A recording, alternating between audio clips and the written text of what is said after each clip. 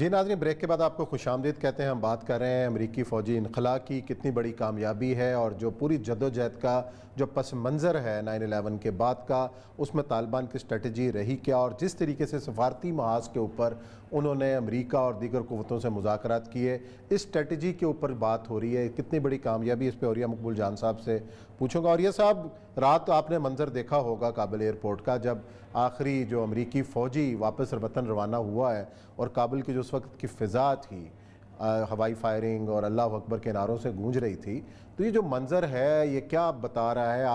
आगे आने वाला मंज़र क्या होगा? देखिए, 40 साल के बाद अमेरिका इस सरजमीन से निकला। अगस्त तकरीबन 81 के अंदर किसी न किसी हद तक इनके अफवाज जो थी वो पाकिस्तान में आई थी और उन्होंने इस रीजन के अंदर रूस को शिकस्त देने की कोशिश की थी। और आपको याद होगा कि पूरे का पूरा मगरब जो है वो अमेरिका के साथ था उस वक्त, और वो पूरे का पूरे तमाम जितनी भी यूनाइटेड नेशंस थी, जितनी भी बड़ी बड़ी तमाम कुव्वतें थी, वो भी साथ थी। आप सोच सकते हैं कि उस जमाने में अमेरिका के साथ ताकतें इस तरह की थी कि ओलंपिक्स का बाइकाट किया गया था, जबकि कभी नहीं किया गया। यानी रशिया के अंदर ओलंपिक्स हो रहे थे और रशियन ओलंपिक्स का बाइकाट किया गया। उसके बाद रूस चला गया। रूस जाने के बाद एक थोड़ा सा लंग पीरियड आया है, तकरीबन 3-4 साल का, जिसमें मुजाहिदीन जो आपस में कई हद तक लड़े थे। लेकिन उसके बाद तालिबान जो है 1994 के उसमें सितंबर या अक्टूबर के अंदर मुश्तबा होना शुरू हुआ। नवंबर में उन्होंने अपना इलाका जो है बिन बुल्दक का इलाका लिया है और 5 साल उन्होंने एक ऐसा इक़्तिदार वहां कायम किया है कि जिस इक़्तिदार को आप सोच सकते हैं कि अकेली कोई ताकत शिकस्त नहीं दे सकती। अमेरिका को भी अंदाजा था कि अगर हम यहाँ से लोगों को लेकर निकलेंगे तो हम इनको शिकस्त नहीं दे सकेंगे। उनके लिए बहाने तराशे गए, कभी इस्लाम बिन लादेन का ऐसा क्या, कभी किसी और चीज का। आखिर एक बहुत बड़ा बहाना जो है उनके हाथ आया, वो था 9/11 का बहाना, जिसके बाद अमेरिका 20 साल जहां पर इस इलाके में रहा। आप सोच सकते हैं कि अमेरिका यहाँ से जाना नहीं चाहता था। जो लोग कहते हैं ना वो जाना चाहता था, वो बहुत झूठ बोलते हैं। जितना असला अमेरिका ने यहाँ पर भेजा, जितने टैंक यहाँ पर भेजे, जितने जहाज यहाँ पर भेजे, दुनिया का सोफिस्टिकेटेड असला जो है वो 3,50,000 पहुंच गया। इसका मतलब था कि अमेरिका यहाँ रहना चाहता था। अमेरिका ने किसी और मुल्क, इसराइल को इतना असला नहीं दिया जितना असला उन्होंने यहाँ पर दिया। किसी और मुल्क में तो उनकी कोरियन वॉर थी। आप सोचें कि कोरियन वॉर के अंदर साउथ कोरिया को उन्होंने जिसे कहते हैं रजा दिया था, इतना असला दिया था कि साउथ कोरिया था अगली नस्लें उसको आबाद रखते। जनूबी वियतनाम को असला दिया था, बहुत ज्यादा असला दिया था, लेकिन उन्होंने अमेरिका जो था तो उन्होंने उससे ज्यादा असला जो जहाँ दिया। आज कल रात जो है अमेरिका जो है आखिरी सिपाही जब जहां से लेके निकला है तो उसकी 2 वजह से शिकस्त हुई। एक तो यह है कि तालिबान जो थी उनकी स्ट्रेटजी बड़ी कमाल की थी और उसके उन्होंने मुकम्मल तौर पे उसको शिकस्त दिया, और दूसरा यह था कि अफगानिस्तान के अवाम तालिबान के साथ थे। ये बात कोई नहीं सोचता। उसकी वजह यह है कि इस वक्त अगर 70,000 लोग किसी भी मुल्क के अंदर हों और वो मुल्क को अवाम उनके साथ ना हो तो वो जंग नहीं जीत सकते। 70,000 एक तरफ से और 3.5 लाख दूसरी तरफ से। 3.5 लाख के साथ एक भी अफगान अवाम में से कोई नहीं था। वो सिर्फ वही सिपाही थे जो 5 से 7 हजार थे, वो डॉलर तनख्वाह लेते थे और अमेरिका का उसके साथ था। उसके अलावा कुछ नहीं था उनके पास। ये अवाम की वो एक बेपनाह सपोर्ट थी। जो तालिबान अगर छुपते थे किसी जगह तो अवाम उनको पनाह देती थी। तालिबान अगर किसी घर से बैठ के हमला करना चाहते थे तो लोग कहते कि आइए तो ठीक है। तालिबान अगर किसी इलाके के अंदर अपनी जिद कायम करना चाहते थे, अपना असूल कायम करना चाहते थे, अपनी हुकूमत कायम करना चाहते थे, लोग कहते थे बिस्मिल्लाह। ये वो एक किस्म का खुशामदीद था जो 90% अफगानिस्तान के अंदर हुआ। अमेरिका ने अपनी एक बहुत बड़ी जब मगरब की चाल होती है, एक खास किस्म का माहौल पैदा किया जाए, एक खास किस्म की सूरत पैदा की जाए जिसके अंदर खुशियां हो, रंग हो, रौनक हो, क्लब्स हो, एक सिटी लाइफ हो। उस लाइफ के पीछे दुनिया जो है वो घूमती कामती हमारे हमें समझे कि हम बहुत अच्छे हैं। उन्होंने अफगानिस्तान के तकरीबन 12 या 13 शहरों के अंदर ये सूरत पैदा करनी शुरू की। कंधार में उन्होंने एक छोटा सा 1.5-2 किलोमीटर का इलाका उन्होंने ऐसा बनाया। उसके बाद उन्होंने काबुल के अंदर तो 3-3.5 किलोमीटर रेडियस का इलाका था, हेरात के अंदर किया, बल्ख के अंदर किया, किसी ने किसी लश्करगाह के अंदर किया। ये छोटे छोटे 1.5-2 किलोमीटर के इलाके थे। इन इलाकों के अंदर अफगानिस्तान के लोग जो थे, आम गरीब आदमी, वो आता था, आके देखता था, चकाचौंध से वापस चला जाता था।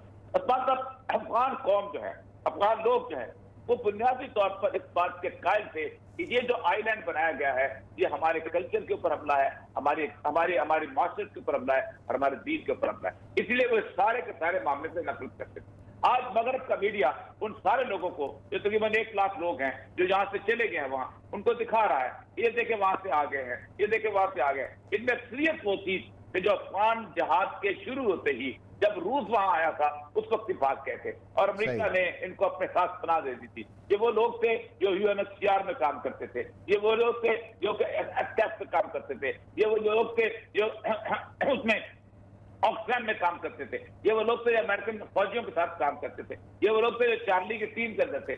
یہ بڑے زبردست قسم کے لوگ تھے۔ ان کا ایک بھائی جو ہوتا تھا، جب بچے جو ہوتے تھے وہ انگلینڈ میں بیٹھے ہوتے تھے، جرمنی میں بیٹھے ہوتے تھے، کوئی افغان ٹکوں کا ریسٹورینٹ کھول رہا ہوتا تھا، یہ ایک بھائی جو تھا وہ یہاں پر اپنا ان کے ساتھ ہوتا تھا اور وہ ان کو مترجم کے طور پہ کام کرتے تھے۔ یہ وہ پرٹیکولر نسل ہے جس کو امریکہ خود وہاں سے لے کے آیا ہے۔ یہی وجہ ہے کہ طالبان نے یہ کہا ہے کہ اگر آپ ہمارے ساتھ کام کرنا چاہتے ہو تو ہم راضی ہیں، لیکن مسئلہ سمجھ یہ ہے کہ ان ساروں کو وہ ماحول جو کہ شریعت کے حساب سے ہوتا ہے وہ ان کو قبول نہیں۔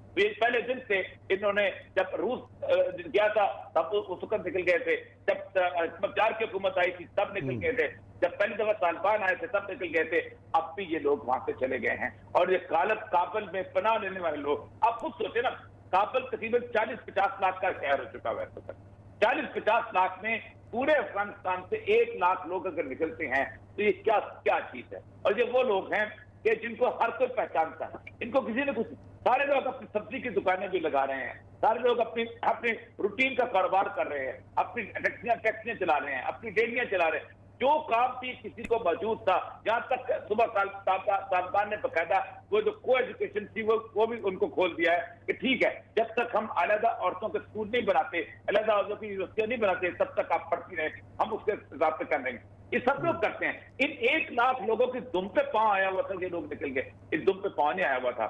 یہ بنیادی طور پر وہ کور گروپ ہے کہ جو آج بھی امریکہ پالنا چاہتا ہے اور وہ سمجھتا ہے کہ کل کو کس طرف پہ واپس آ سکے تو ہم شاید ان لوگوں کے کندھے پہ سوار ہو کے آ جائیں گے اور یہ لوگ ہمارا ساتھ دیں گے، یہ لوگ ہمارا گائیڈ بنیں گے، یہ لوگ ہمیں آگے لے کے جائیں گے۔ اچھا، اور یہ سب یہ جو اسلحہ جو چھوڑ کے گیا ہے امریکہ، نیٹو کی فورسز، جس طریقے سے مناظر ہمیں نظر آ رہے ہیں کابل ایئرپورٹ کے اوپر، اور نکارہ کر کے اسلحہ جو ہے وہ گئے ہیں، تو کیا یہ جو پچھلے دھماکے ہوئے، یہ سارا چیزیں ہوتی رہیں، اس میں امریکی میرینز بھی مرے، تو کیا یہ اسلحے کی تباہی کے لیے تھے یا اس کی اور بھی کوئی ریزنز تھیں؟ اور یہ جو اسلحہ اتنی بڑی تعداد میں ہے اور پورا مغرب اس کے اوپر شور بھی مچا رہا ہے، اس حوالے سے کیا لاہ عمل ہو سکتا ہے آئندہ؟ دیکھیں، طالبان کی سب سے بڑی ضرورت جو ہے اس وقت جدید ٹیکنالوجی کے ساتھ وہ لوگ آراستہ لوگ ہیں جو جانتے ہیں کہ یہ جہاز کیسے چلائے جاتے ہیں یا اس کا ایئر ڈیفنس سسٹم کیسے پڑھایا جا سکتا ہے، یہ جو باقی اسلحہ چھوڑ کے گئے ہیں وہ کہتے ہیں سب سے بڑی ضرورت ان کی اس وقت یہی ہے۔ لیکن وہ مجھے کل تک جو اطلاع تھی ان کہتے ہیں کہ ہمیں بہت سارے لوگ ایسے ہیں جو یہ سمجھتے ہیں کہ آج بھی وہ لوگ ہم لوگ جو ہیں وہ کسی نہ کسی حد تک اس کو دیکھ رہے ہیں، کیونکہ ظاہر بات ہے کہ یہ وہ لوگ ہیں جو 1981 سے 82 سے جہاز پکڑنے شروع ہوئے ہیں اور ان کو خود اپنے چلانے شروع ہوئے ہیں۔ مجھے یاد ہے کہ دو ہیلی کاپٹر آئے تھے، رشین ہیلی کاپٹر، جن کو اس وقت کے مجاہدین نے اغوا کیا تھا اور وہ گلستان کے علاقے میں اترے تھے، اور وہ چلاتے ہوئے جب پائلٹ وہاں پہنچے تھے تو پائلٹ مجاہدین سے کہتا آپ چلا سکو گے، تو ایک پائلٹ تو میرے سامنے وہاں پر گلستان کے علاقے میں پائلٹ نے اس کو دیکھا اور ایک دم پکڑ کر یہ دیکھو میں نے چلا دیا، اور وہ چلا گیا تھا ہیلی کاپٹر، اور وہ باقاعدہ اس چمن کے علاقے میں اس نے باقاعدہ 3-4 کلومیٹر کی ریڈیس میں چلایا تھا۔ تو ایک یہ ہے کہ ان کی ٹیکنیکل ایبلٹی اتنی زیادہ ہے کہ جو لوگ ان سارے ہتھیاروں کا مقابلہ کرتے رہے ہیں، جو لوگ ان ہتھیاروں کو ڈیفیٹ کرتے رہے ہیں، آپ کبھی ان کی جو بایوگرافیز پڑھے جو گوانتانامو بے میں گئے ہیں، یا وہ لوگ جنہوں نے کچھ جہاز کے اوپر کتابیں لکھی ہیں، افغان جو تھے، جیسے مسلم دوست نے کتاب لکھی ہے، 2 اور لوگوں نے، تو انہوں نے اپنے ہتھیاروں کا بھی ذکر کیا ہے۔ مطلب ہموی ٹینک سب سے بڑا ہتھیار ہے، وہ اس نے کہا کہ 1500 روپے میں ہم ایک چھوٹا سا ہتھیار بناتے تھے جو ہموی ٹینک کو اڑا دیتا تھا، اور ہموی ٹینک کی جو قیمت تھی وہ تقریباً $15 ملین کے قریب تھی۔ آپ خود سوچے کہ جن لوگوں کو ان ہتھیاروں کا مقابلہ کرنے کے لیے ہتھیار بنانے آتے ہوں وہ ان ہتھیاروں کے ساتھ کو کیسے نہیں چلاتے۔ اچھا، اور یہ سب چیلنجز کیا سمجھتے ہیں آپ؟ طالبان کی جو آنے والی حکومت ہے جس کا اناؤنسمنٹ بھی وہ کرنے والے ہیں جلدی، تو آپ کیا سمجھتے ہیں کہ فوری 3-4 بڑے چیلنجز ہیں کیا طالبان کے سامنے اس وقت؟ دیکھیں، پہلی بات تو یہ ہے کہ جہاں تک تو لا اینڈ آرڈر کا تعلق ہے، جہاں تک تو انتظام کا تعلق ہے، وہ انہوں نے افغانستان میں تقریباً 90-95% علاقے پہ کر لیے۔ کوئی ضلع ایسا نہیں جہاں ان کا ایس پی نہیں، کوئی ضلع ایسا نہیں جہاں ان کا سربراہ موجود ہے، اور اگر یہ چیز موجود ہے تو پھر میں آپ کو ایک بات بتاؤں، یہ وزارتیں جو ہوتی ہیں یہ خالی لفافے ہوتے ہیں جن کے اوپر پھر ایڈریس لکھا ہوتا ہے۔ وزیر نے کیا کرنا ہوتا ہے؟ وزیر نے جا کے نیچے جا کے کام تو نہیں کرنا ہوتا. وزیر تو ایک بیسیکلی ایک سمبولک سی، یہاں تک کہ وزیر پاکستان میں بھی وزیر ہو نا تو فیکٹریز کی بات نہیں مانتا. صحیح بات. فیکٹری کے ساتھ تعلقات کے برائے ہوتا ہے. تو ان کو اب تو بیسیکلی اس وقت دنیا کو دکھانے کے لیے ایک وزارتیں قائم کرنی، ورنہ نیچے انہوں نے تمام ایڈمنسٹریشن مکمل کر لی اور انہوں نے کہا ہے کہ کوئی ایسا شہر ایسا نہیں ہے. کابل تک کا میئر انہوں نے لگا دیا ہے اور کابل تک کے 2 ایس پی جو ہیں انہوں نے باقاعدہ لگا دیا ہیں جو پولیس کے انچارج ہیں، جو آپ ایس پی کہہ لیں لیکن انہوں نے اپنی زبان میں ان کو کہا ہے کہ وہ ہمارے انچارج پولیس ہو گئے، مخابرات انچارج ہو گئے. تو اصل میں جو انہوں نے وہ تو انہوں نے لگا دیا ہے. لیکن اصل مسئلہ یہ لا اینڈ آرڈر بھی ہو گیا. پھر ہر جگہ انہوں نے قاضی مقرر کر دیا جو انصاف کرے گا. یہ 3 چیزیں ہوتی ہیں پاکستان ہو، انگلینڈ ہو، یورپ ہو، کسی بھی معاشرے کو چلانے کے لیے. ایک تو لا اینڈ آرڈر آپ کا ہو، ایک آپ کی جنرل ایڈمنسٹریشن ہو اور تیسرا آپ کی جوڈیشری ہو. چوتھا تو کوئی چیز نہیں ہوتی. لوگ تو اپنا کھیت خود اگاتے ہیں، لوگ اپنی تعلیم خود حاصل کرتے ہیں، لوگ اپنے ڈاکٹر کے پاس خود جاتے ہیں. اچھا اس کے ساتھ ساتھ انہوں نے صحت کے تمام شعبوں کو ویسے قائم رکھا ہے. انہوں نے کہا اسپتال ویسے چلتے رہیں گے، باقی چیزیں ویسے چلتی. اصل معاملہ یہ ہے کہ اوپر آ کے کنسنسس گورنمنٹ کیسے پیدا ہوگی، یہ ہے وہ اصل سوال جس کے اوپر دنیا کہتی ہے جی آپ اوپر بے شک امبریلا جو ہے، یہ چھتری جو ہے یہ سارے لوگ مل کے آسر پڑے، نیچے جو مرضی ہوتا رہے، ہمیں چھتری جو ہے پوری کی پوری نظر آنی چاہیے. اس کے وقت اس وقت مذاکرات چل رہے ہیں اور ان مذاکرات کے اندر سب سے اہم ترین بات جو ہے وہ بہت سارے لوگ ایسے ہیں جو سمجھتے ہیں کہ یہ جیسے عبداللہ ہے یا کرزئی صاحب ہیں یا اس کے ساتھ ساتھ ایک اور لوگ جو ہے گلبدین حکمت یار صاحب ہیں. جی ہاں جی، نہیں گلبدین حکمت یار کو طالبان سمجھتے ہیں یہ شاید ہماری طرف ہے اور باقی. اچھا گلبدین حکمت یار صاحب کو طالبان اپنی طرف سمجھتے ہیں اور ان کو دوسری طرف سمجھتے ہیں. اس کی وجہ یہ ہے کہ ان دونوں ابھی تک جو بحث سے ہو رہی ہے، گلبدین حکمت یار سمجھتے ہیں کہ شریعت کا ہی ایک اوپر ہو اور شریعت کے تحت ہی سارے لوگ جو ہے اس چھتری کے لیے آئے اور آئین بھی اسی طریقے کا ہو. باقی یہ 2 لوگ کہتے ہیں نہیں جمہوریت کی چھتری میں شریعت ہو. اصل مطلب یہ اختلاف ابھی تک اسی پہ پڑا ہوا ہے کہ جو حکومت بنے گی وہ بنے گی کیا اسلامی جمہوریہ امارت اسلامی یا اسلامی امارت اسلام. جس وقت یہ بن گئی تو پھر سب کے سب لے لیں گے. یہ گزشتہ 12 دن کی بحث یہی ہو رہی ہے اور یہ دونوں عبداللہ اور حامد کرزئی جو ہیں وہ شاید حامد کرزئی کے بارے میں وہ سمجھتے ہیں کہ تھوڑا سا نرم گوشہ اس کے اندر آیا ہے، لیکن عبداللہ جو ہے وہ سمجھتا ہے اور وہ بات ہے کنسنسس گورنمنٹ بنانے کی وجہ یہ تھی اور یہی تھی کہ کسی نہ کسی طریقے سے جمہوریت کا لفظ جو ہے وہ یہاں پر کم از کم ہے تاکہ لوگ جو ہے سمجھیں کہ جمہوریت سے بہتر تو کوئی چیز نہیں. اور یہی وجہ ہے اتنے دنوں سے جنگ ہو رہی ہے اور ان کی گفتگو ہو رہی ہے. اصل میں طالبان جو ہیں وہ کہتے یہ ہیں کہ ہم ایک شریعت کے تحت ایک کنسنسس طے کر لیتے ہیں کہ شریعت کے تحت تمام معاملات طے ہوں گے. اس کے نیچے ہر ایک جگہ پہ مفتی موجود ہیں، طالبان کے بھی مفتی موجود ہیں، پنجاب صاحب کے مفتی موجود ہیں، استاد ربانی کے مفتی موجود ہیں، اس کے بعد شمالی صاحب کے اندر مفتی. سب کے پاس ایک ہی قرآن ہے، سب کے پاس ایک ہی حدیث ہے، سب کے پاس تقریباً ایک فقہ ہے. آپ دیکھیں نا افغانستان میں میجورٹی جو ہے وہ فقہ حنفیہ ہے، نہ شافعی فقہ ہے، نہ مالکی فقہ ہے، نہ حنبلی فقہ ہے. اور فقہ حنفیہ کے اندر کوئی زیادہ اختلاف بھی نہیں ہے. اگر چیزیں نافذ کرنے پہ اگر وہ لوگ آ جائیں تو کوئی مسئلہ نہیں ہے. زیادہ یہی ہوگا کہ حزب وحدت کے لوگ جو ہیں وہ فقہ جعفریہ ہے، اس کے بارے میں باقاعدہ ایران کے ساتھ ان کا ایگریمنٹ ہو گیا ہوا ہے اور حزب وحدت نے ان کی حمایت کا بھی اعلان کر دیا. اور وہ کہتے ہیں کہ اگر اہل تشیع جو ہیں اپنی فقہ کے مطابق اپنی ذاتی معاملات حل کرنا چاہیں ہمیں کوئی اعتراض نہیں، ان کی فقہ ہے، ان کو مبارک، ان کے حساب سے چلیں. اصل مسئلہ یہ ہے وہ ہے ویسٹرنائز ڈیموکریسی بمقابلہ اسلامی امارات افغانستان. آپ کو پتہ ہونا چاہیے کہ طالبان خود یہ سمجھتے ہیں کہ ہمارے خلاف یہ جھنڈے کی جو مہم چلائی گئی ہے یہ خالصتاً اس لیے چلائی گئی تھی تاکہ ایک بتایا جائے کہ افغان قوم اور ہے اور مسلمان اور ہے. یہ خاص طور پہ کیا گیا. آپ خود سوچیں عثمان صاحب کہ 1917 میں روس میں کمیونسٹ انقلاب آتا ہے، اس کا جھنڈا بدل دیتے ہیں، وہ ایک ہتھوڑے والا جھنڈا آ جاتا ہے، دنیا کوئی اعتراض نہیں کرتی. چین کا انقلاب آتا ہے، وہ ایک اور طرح کا جھنڈا ستاروں والا جھنڈا لے کے آتا ہے، کوئی اعتراض نہیں کرتا. کوریا میں ہر جگہ اب روس واپس ہو گیا، وہ نیلا جھنڈا واپس آ گیا ہے.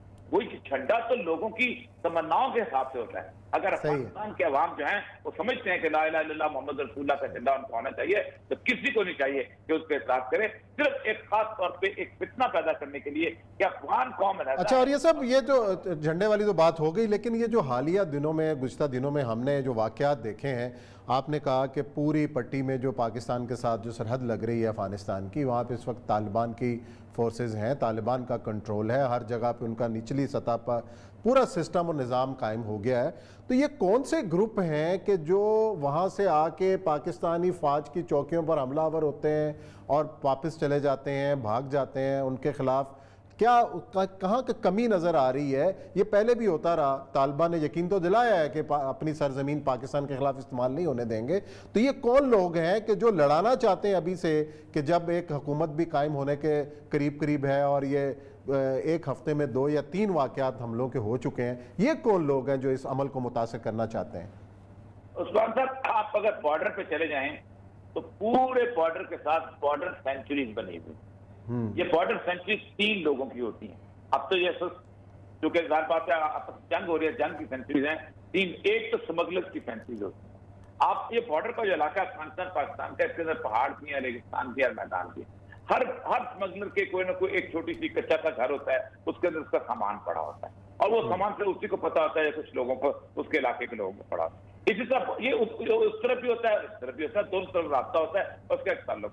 दूसरा होता है नारकोटिक्स वालों, हीरोइन की छोटी छोटी फैक्ट्रियां, कम से कम 200-300 फैक्ट्रियां आपको मिलेंगी जो कि बराबचा से लेके रबात तक, और रबात से इधर से लेके इधर से बराबचा से इधर आगे तक पक्तिया के इलाका, जो पाकिस्तान का इलाका, उसमें शोरावक के इलाके पर और काकर फरसान के इलाके तक आपको मिलेंगे, ऊपर भी आ जाएंगे। इनमें भी आपको पता होना चाहिए कि छोटे छोटे 3-4 ड्रम रख के इन्होंने बॉर्डर में रखा।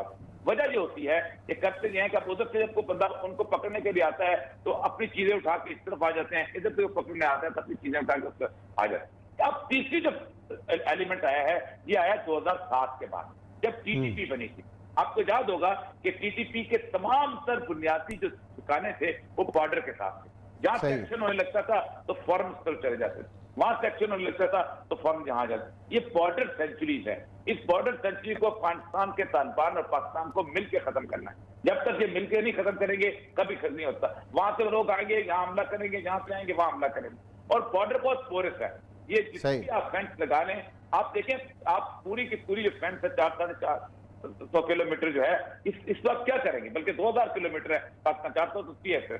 चलें जी, और ये सब देखते हैं कि किस तरीके से तालिबान इन चीज़ों पर काबू पाते हैं और आने वाले वक्त के अंदर हालात क्या रुख इख्तियार करते हैं। हमें उम्मीद तो अच्छे की करनी चाहिए। ब्रेक लेते हैं, ब्रेक के बाद प्रोग्राम का सिलसिला जारी रहे।